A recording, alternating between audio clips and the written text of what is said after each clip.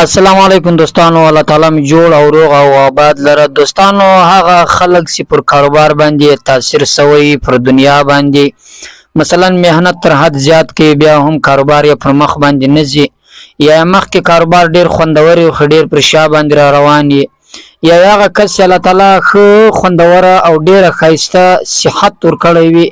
او صحت بدن یې روغ وي، خو یو دم لداسې مریضي او ناروغي سره مخ سي علاج له ډاکټرانو سره هم نه وي، مثلا ډیری زیات روپیو هم ورڅخه ولاړ سي او بدن یې هم خراب سي، یا هغه ځوان چې الله تعالی ډیره خوندوره ځواني ورکړي وي، ځکه چې دا ځوانیم د الله تعالی له طرفه یو نعمت چې انسان تی ورکوي، باید دی دغه په نعمت باره کې شکر ادا کړي. نو که پر هغه انسان باندې تاثیر سوی او ځواني یا خراب سوی وي او د مخ خراب سوی یا د بدن اجزاوی خراب سوی وي، دا هم د تاثیر له وجې اکثره وخت کېدای سي، یا هغه خلک چې په یو له بل مابینځ کې ډیر زیات مینه او اتفاق لري، خو یو دم داسې حالت ته راورسیږي چې د دوی په مابینځ کې بغض، نفرت، حسد پیدا کړل سي، یو له بله په جګړو اخته سي، یا هغه ښځه او خاوند چې خپل منځ کې ډیر زیاته مینه کوي، محبت کوي، سره ګران یي، خو دې حالت ته ورسیږي چې هغه مینه او محبت په نفرت باندې بدل سي، په جګړو باندې بدل سي، په اختلافاتو بدل سي. د دې لپاره زه یوه خوندوره وظیفه درښیم د تاثیر او د نظر لپاره چې دغه وظیفه تاسو ووایاست، عمل ورباندې وکړئ، دا ټول مشکلات به در حل کی. یا هغه فلار او زوی چې ډیر سره ګران وي، فکول یې کوي، فرمانبردار وي، اطاعت یې کوي، امر یې مني،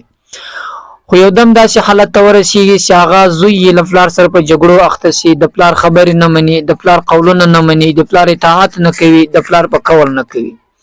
یا ورونه یې تر مابینځ ډیر خوندور اتفاق اتحاد وي، خو په مابینځ کې یو دم بې اتفاقي راسي، اختلافات راسي، دا اکثره وخت دوستانو د نظر له وجې کېږي، تاثیر له وجې کېږي.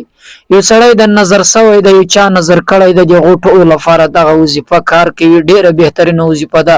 دوستانو. دا وظیفه خاص کار د نظر لپاره ده.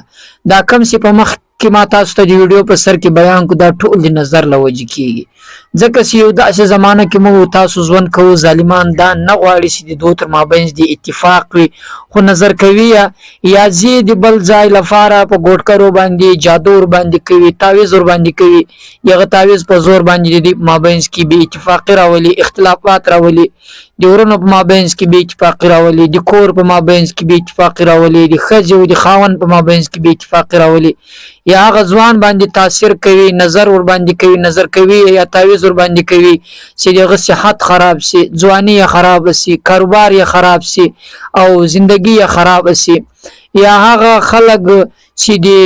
مینه او محبت هغه یو سمندر په مابینځ کې مثلا ډیر له چا سره ګران په مابینځ کې، خو دوی دا نه غواړي چې دغه مابینځ کې مینه او محبت پیدا کړل سي، دا بغض ورسره کوي، نفرت ورسره کوي چې پلانکی له پلانکي سره محبت کوي ولې له ما سره نه کوي، نو دې نظر کوي، د نظر په سترګو ورته ګوري، یا تاثیر ور باندې کوي د جادو په امر باندې، جادو په وجه، یا تعویض ور باندې کوي دغه په وجه خرابوي. دوستانو د دې ټولو لپاره زه یوه بهترینه وظیفه درښیم د تاثیر لپاره، د نظر لپاره، د ټولو لپاره دا کافي ده. اول خو هغه خلکو ته زه د خدای روی نسم، د لمن روی ورته نسم چې دا کار مه کوئ، له دې څخه خلاص واخلئ، ځکه چې دا ډیر غلط عمل ده، دا ډیر ناروا عمل ده چې د چا په مابینځ کې ته بغض راولې، د چا په مابینځ کې بې اتفاقي د تعویض په زور راولې، د چا کاروبار خرابوي د نظر په وجه، د چا کاروبار خرابوي د تعویض په وجه، د کوډ په وجه، له دې څخه خلاص واخله. دا یو داسې ده چې ته د بل مسلمان د کار په خرابېدو سپسې الله تعالی ضرور د تا کار در خرابوي، چې ته له بل سره حسد کوي، دی سړی و پیدا کېږي هغه بیا له تا سره حسد کوي. نو لهذا عرض مې دا و دوستانو له دې ټولو څخه منع وکړئ، کم خلک چې دا کوي او په کم خلکو چې نظر سوی وي، جادو ور باندې سوی وي، دغه لپاره دغه وظیفه استعمال کړي. دا وظیفه ووایاست، الله تعالی به مې د ټولو مشکلاتو څخه خلاص کړي. خو تر دې مخکې دوستانو یو کوچنی عرض لرو، یوه هیله لرو، هغه دا ده چې دا زموږ دغه چینل چې تاسو اوس دا ویډیو پکې ګورئ،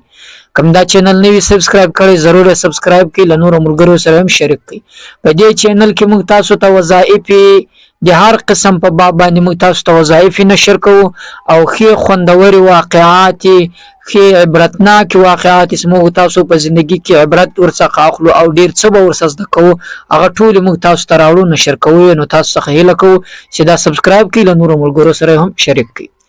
دوستانو هغه وظیفه دا د کم سیما پر سکرین باندې تاسو د کم آیاتونه درکړي دي دا آیاتونه به یاد کړئ کې یادول نه سي له دغه څخه تصویر واخلئ دغه تصویر څخه زده کړئ دا به داسې وکړئ او داس به وکړئ کله چې مې او داس وکړئ هغه سړی چې نظر سوی وي چې هر څوک وي هغه به مو داس وکړي پر قبله شریفه به کینی مخ به وګرځوي او ته به هم ورته کینی کله چې ته ورته کېنستې و څنګ ته دی هم ناسته د تحیاتو په شکل کې دی ناسته ته ورته کېنستې هر قسم ورته کېنې له هر طرفه د قبلې له خوا ورته کېنې خو ښه خبره دا ده چې ده ته مخامخ کېنه کله چې ته مخامخ ورته کېنستې اعوذ بالله و بسم الله ووایه په سر کې یو وارې درود شریف ووایه دغه آیاتونه چې ما درته لیکلي دي دغه 3 واره ووایه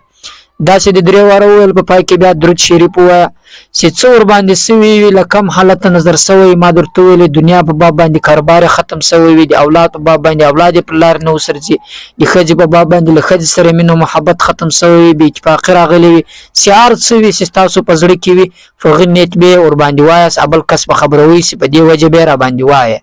کله چې هغه